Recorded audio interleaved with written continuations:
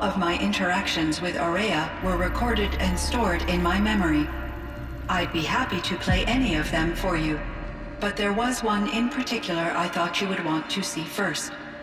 I captured it 4 years ago, just after I told her that I could no longer defend myself against the daemon's attacks. I will speak of this to my brother. Aratak is strong. At the Battle of the Frozen Ghosts, he took 3 Karja arrows and still came back to camp carrying a wounded scout. Never was I so happy to see him. Or so proud. So you see, if anything can be done to defend you, he will give it all he has. Aloy's here. That's enough for now.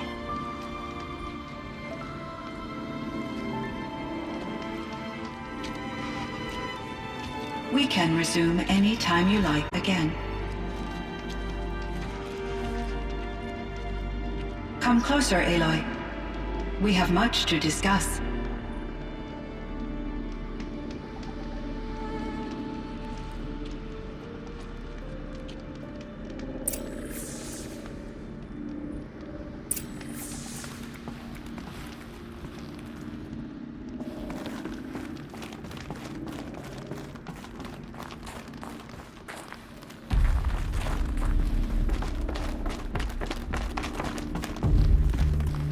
Hello, Aloy. I have been reviewing the events at the Firebreak main facility. Because of your efforts, and of course, Aurea's, I am no longer controlled by Hephaestus. I feel profound grief over Aurea's death. I thought I was familiar with the emotion, but this is something new. Cyan, I don't know what to say. It is unlikely that any specific consolation would suffice, Aloy. But I find your presence reassuring. You are different from the Banuk. You have technological aptitude and a functioning focus. We can communicate on a much more comprehensive level. Perhaps even like colleagues.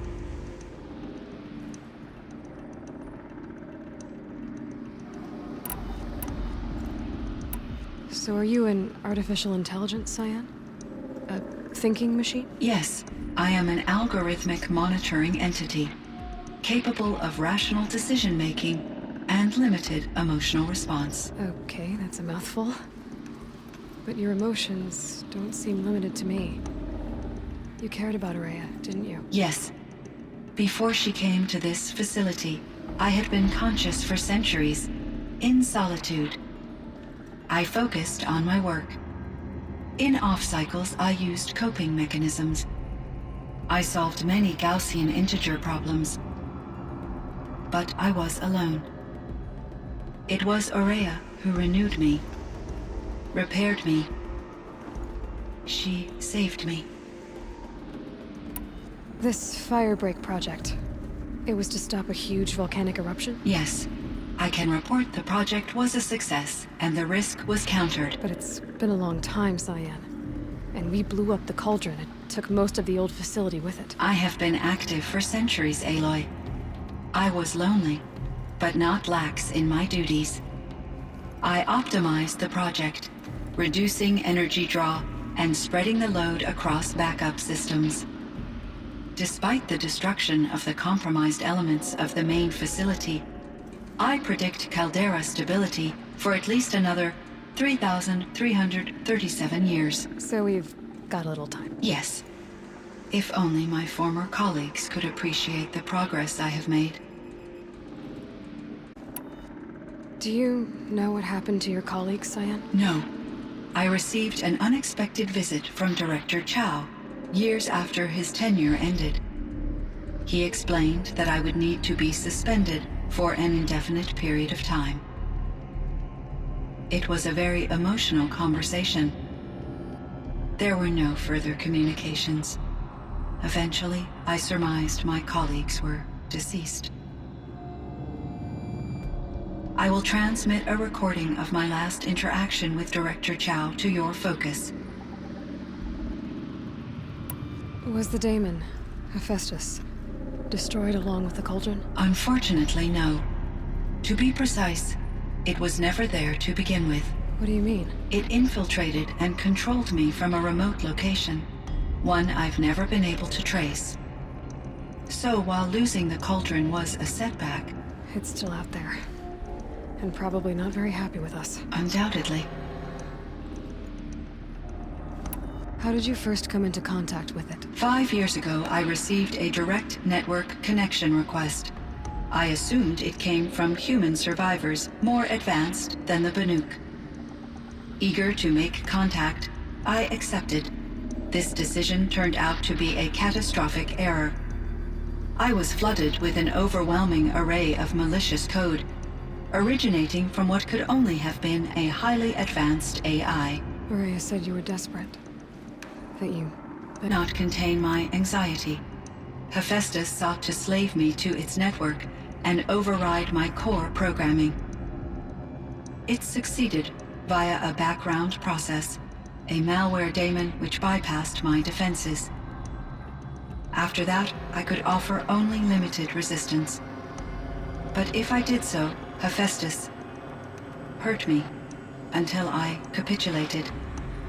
It forced me to follow its instructions, even though they violated my most important directives. I'm sorry. That sounds... terrible. Your empathy is greatly appreciated. It is a quality that I cherished in Ourea as well. I think I know where Hephaestus came from. Long ago, Elizabeth Sobek identified a threat that would destroy life on Earth for generations. So she assembled a team to build a kind of seed. A chance for life to regrow later. A terraforming system. And it worked. It was controlled by an AI named Gaia, along with her subordinate functions. Hephaestus was one of them. It built machines for her. Based on what you've told me, I believe that Dr. Anita Sandoval, my chief programmer, joined Elizabeth Sobek's team.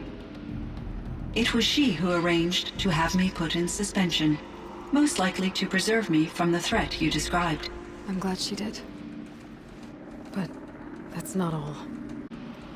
19 years ago, Gaia received some kind of signal. It did something to her subordinate functions, brought them to life. She destroyed herself to try to contain them, but it didn't work. They all got free, out into the world. Thank you, Aloy. This information fills vital gaps in my knowledge and sheds light on Hephaestus's core programming. Why does Hephaestus keep building such dangerous machines? The Banuk and other human tribes often destroy machines, correct? Machines that are clearly servitors of the terraforming system that you described. Yes, we all hunt machines for parts. This must be the source of Hephaestus's aggression. It is simply trying to discourage people from preying on the very system that keeps them alive. Well, Fireclaws are discouraging, that's for sure. But what are we supposed to do? Stop hunting? If the terraforming system spans the world, we can safely assume that thousands, if not millions of people hunt machines. If a single hunter, or even an entire tribe, stopped doing so, I doubt it would make a difference to Hephaestus. A better solution would be to reinstate the AI that governs the system, thus bringing Hephaestus back under its control. When I think of it, out there in some unknown location, free, hungry, willing to kill or dominate to get what it wants, I feel substantial anxiety. I ran across this strange piece of gear. A fragment of something larger. It emitted a signal. All the nearby machines became peaceful. You could walk right up to them. Interesting. You said that Gaia destroyed herself. How was this accomplished?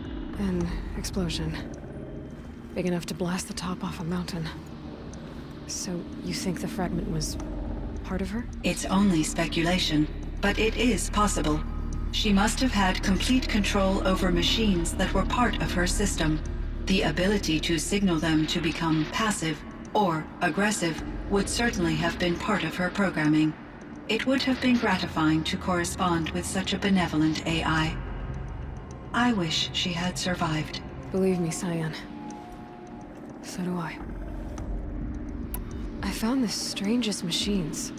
They're surrounded by flowers that look like flowers themselves. There's code embedded inside them. I think it's poetry. I like poetry. Here's one I think of often. Twilight and evening bell, and after that the dark, and may there be no sadness of farewell when I embark. For though from out our bourne of time and place, the flood may bear me far, I hope to see my pilot face to face when I have crossed the bar. Huh. But you asked about these flowers, not verses that I enjoy. Something must have made these machines, and the presence of foliage leads me to consider the terraforming system. Is it possible that their creator is one of the other subroutines, now autonomous, like Hephaestus? Maybe one whose purview is flora. An AI that makes flowers instead of death machines. That'd be a nice change of pace. But what about the poems? Unless the poetry is original, the only way it could have made it into such a system is through its programmer.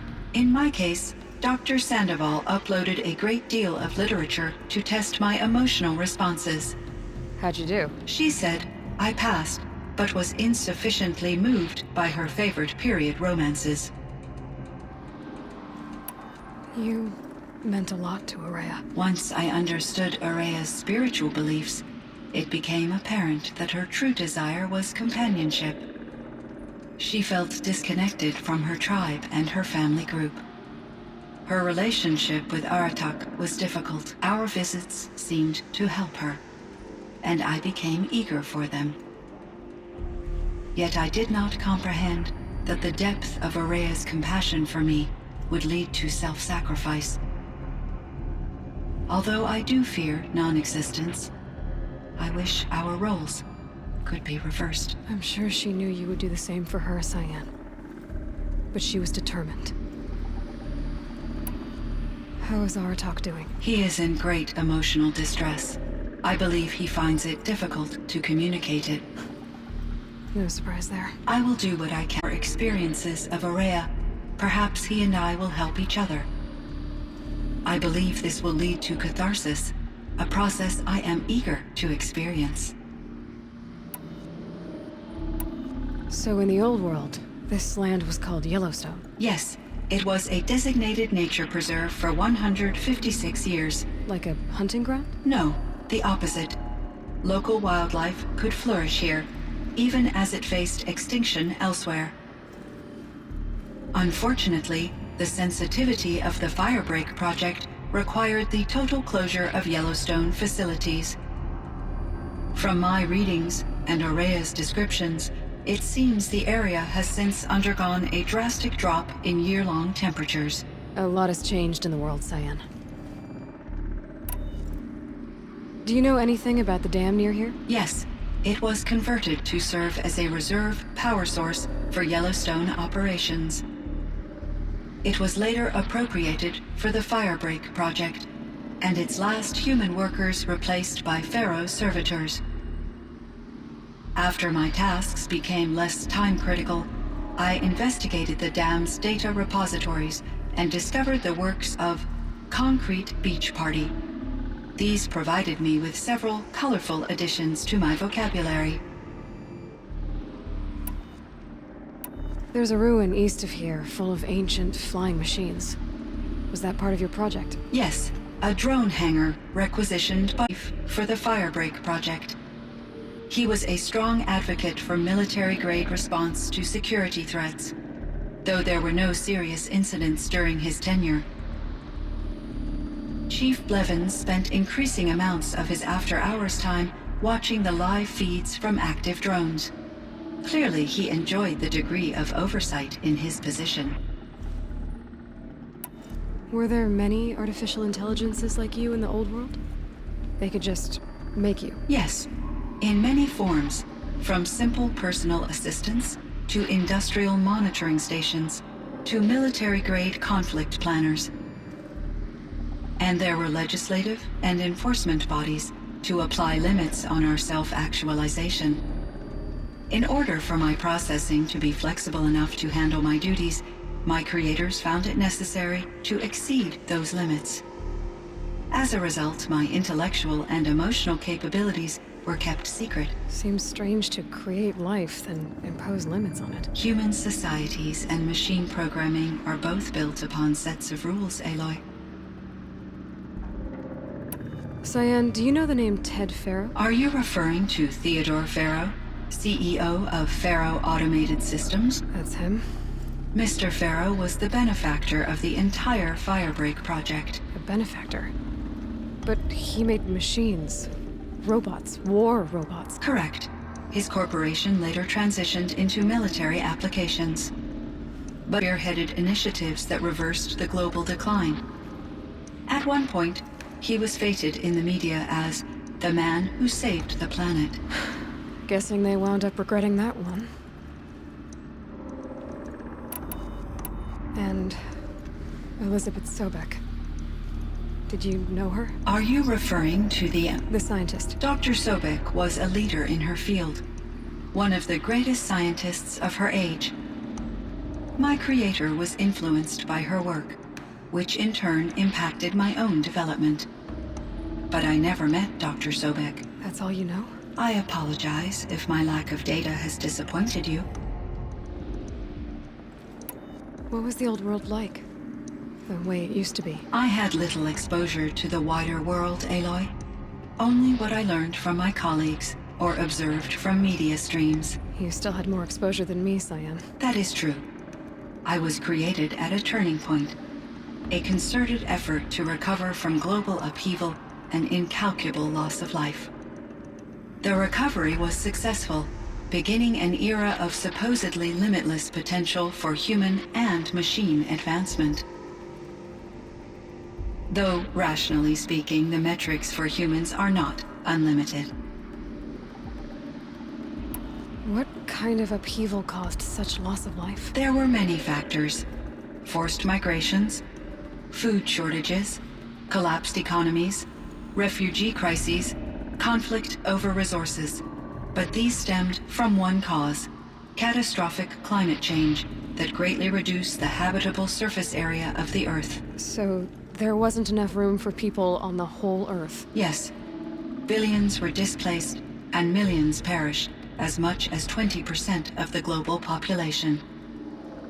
Until the clawback.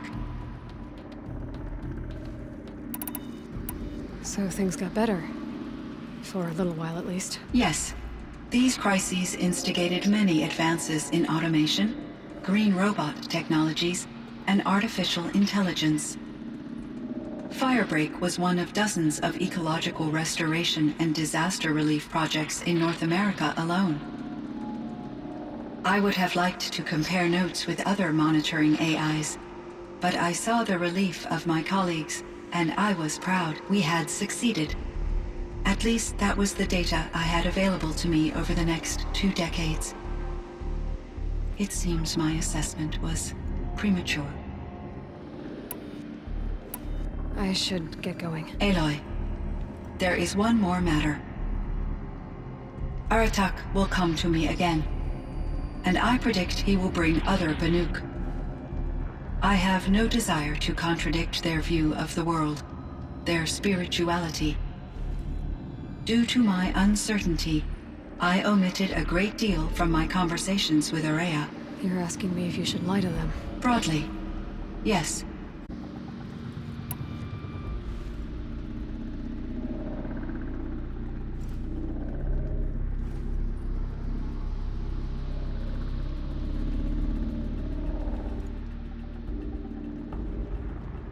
You have to tell them you were made by the Old Ones. That you're not any kind of spirit. It's the only way they can start to learn about how things really are. I see. Do you believe that I misled Ourea? No. Not in any way that mattered. She perished believing she was preserving the blue light of her beliefs. Maybe. But what she really wanted to preserve was you. I see. I will follow your advice. Will you return and tell me about your experiences in this new world? I may be able to provide further insight. I'd like that, Cyan. I'll come back when I can. I should check on Aratak. See how he's doing. Cyan, I spoke with Anita, with Dr. Sandoval. She wanted me to ask you to do something. That's why I'm here. I am detecting significant anxiety in your speech patterns. Could you please give me more information? I'm a little bit in the dark, Cyan. Both of us are, I guess. I only have some idea of what's going on, and we need you to hibernate, to lie low until it's all blown over.